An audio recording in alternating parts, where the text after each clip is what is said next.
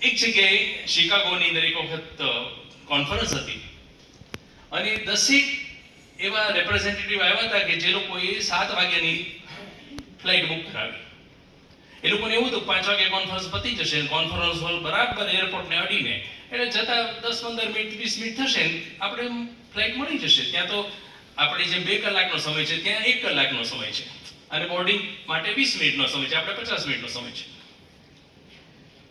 તો એ લોકોને એવી રીતે નક્કી કરીને 10 જણા આવ્યા હતા શિકાગો. એ લોકો ખોટા પડ્યા કે કોન્ફરન્સ 6 વાગે પૂરી થઈ, 5 ને બદલે. હવે 6 વાગ્યાથી બાજુના એરપોર્ટમાં જવું, ચેક ઇન કરવું, બોર્ડિંગ પાસ લેવો, સિક્યુરિટી પસાર થયું, ઘણી બધી જફાઓ હોય છે. એટલે 20-25-30 મિનિટ આરામથી નીકળી જાય. એટલે બધા દોડતા જતા હતા. તો દોડતા એમાંનો એક જણ એક ટેબલને જે લોબીમાં ગોઠવ્યું તે નડી ગયો. એ ટેબલ ઉપર સરસ મજાનો સફરજન મૂકેલો ટોપલો, ગોઠવેલા સફરજન ટોપલો પડ્યો હતો. એ સફરજન ઉડી ગયા નીચે.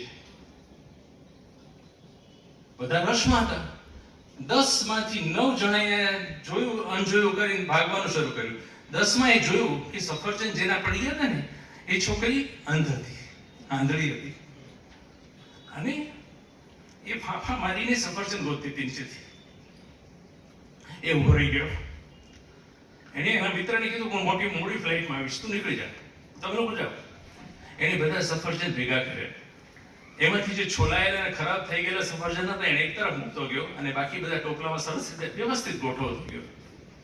અને ઓલી છોકરી આંધળી રડતા બોલી કે જુઓ ને સર, આજે દિવસ મારો બહુ ખરાબ ગયો છે, મારા માટે દિવસ જ ખરાબ ગયો છે.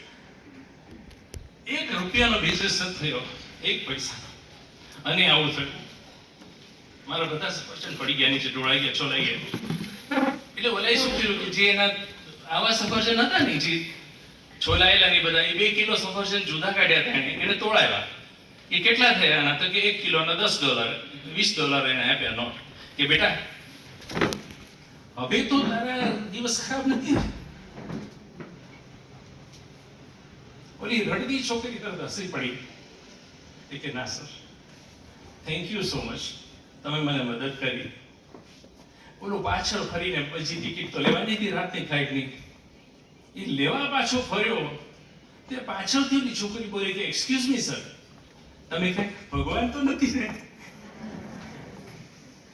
બસ આ જીવન જીવવાની કળા છે.